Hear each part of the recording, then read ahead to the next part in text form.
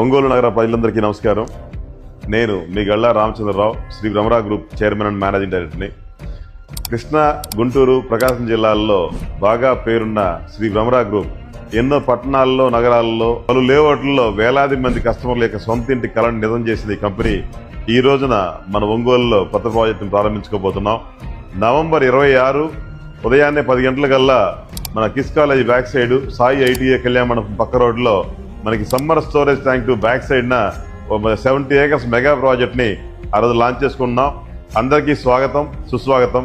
అందరూ ఈ కార్యక్రమంలో పాల్గొని కార్యక్రమాన్ని విజయవంతం చేయాలని మనస్ఫూర్తిగా కోరుకుంటున్నాం.